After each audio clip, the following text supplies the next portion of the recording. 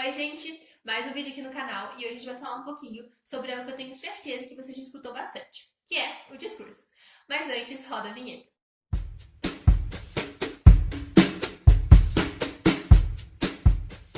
Então, gente, a palavra discurso ela pode ser empregada em diferentes contextos, pode ter diferentes significados, mas antes da gente responder a pergunta o que é discurso, a gente precisa primeiro entender como funciona a atividade da linguagem que leva ao discurso.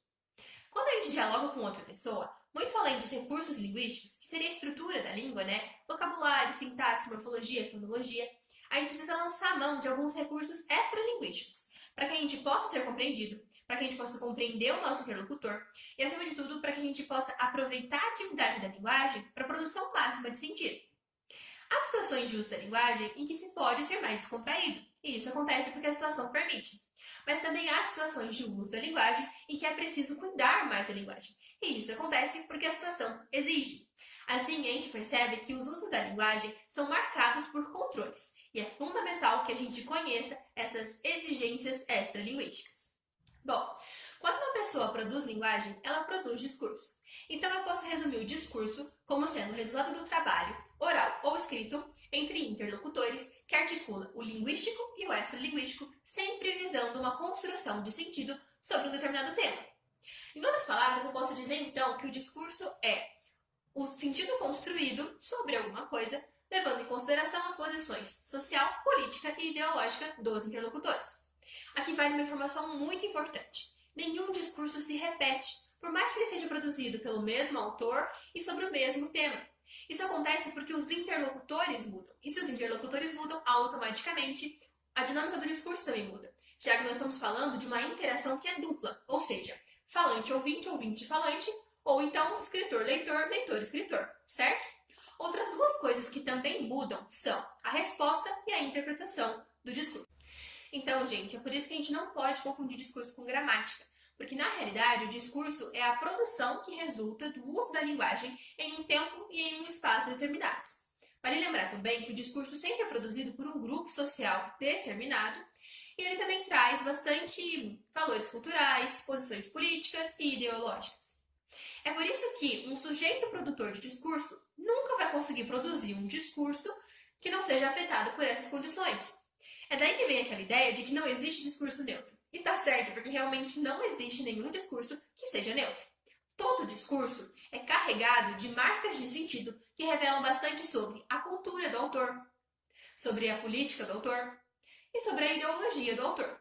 A única diferença é que algumas marcas são mais explícitas e outras são menos explícitas. Bom, para a gente começar a entender um pouquinho tudo isso que a gente falou até agora, vamos considerar uma afirmação que a gente escuta bastante aqui no Brasil. O discurso político não é confiável. Para a gente conseguir compreender essa afirmação, a gente precisa considerar pelo menos 3 fatores. Primeiro, a relação dos brasileiros com os políticos. Segundo, a postura dos políticos brasileiros. E terceiro, a descrença do povo brasileiro com a classe política em geral. É somente somando tudo isso, todos esses fatores, essas considerações, que nós vamos conseguir formar, produzir um sentido completo para esse discurso. Se esse discurso fosse reproduzido num outro contexto, em um outro país, o sentido para esse discurso seria diferente, porque os fatores a serem considerados também seriam diferentes. Assim, a gente consegue perceber que o discurso ele não dispensa a gramática, mas muito além da gramática, é preciso considerar os interlocutores e o contexto de situação. Para entender um pouquinho melhor, vamos entender o discurso da charge Auxílio Fácil, publicado em 10 de 4 de 2020 no Jornal Diário do Nordeste. Para começar, a gente percebe logo de cara que a charge é um gênero textual composto de linguagem verbal e não oral e tem o objetivo de abordar um tema de forma crítica. Basicamente, é um recurso textual discursivo usado para protestar, criticar algo de errado que está ocorrendo numa sociedade.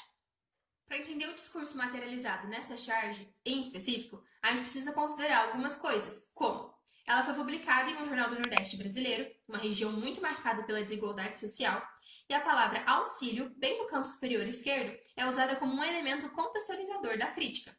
Ou seja, para entender o todo da charge, o leitor precisa ter a informação de que o governo brasileiro, em decorrência da pandemia, está liberando o valor de R$ 600 para a população carente, e que o acesso a esse dinheiro é feito por um cadastro na internet.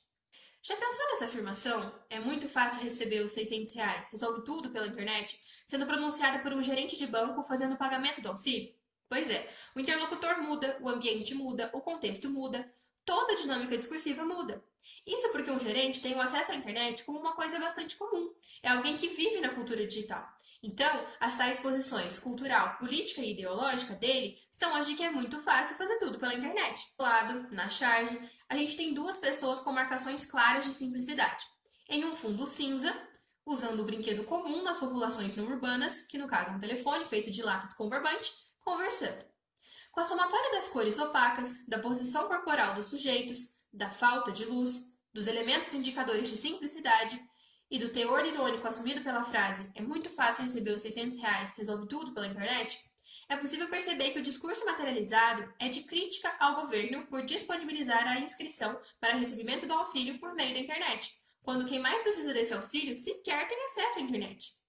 Esse discurso crítico não é algo específico, marcado no texto, mas é o resultado do conjunto verbal e não verbal que compõe a charge.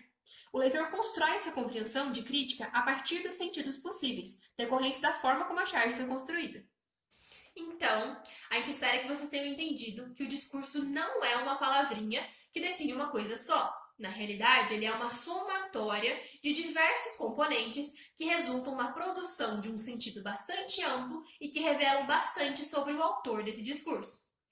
Não está satisfeito e quer saber mais um pouco sobre o discurso? Não tem problema, porque aqui no Textualizando é você que manda.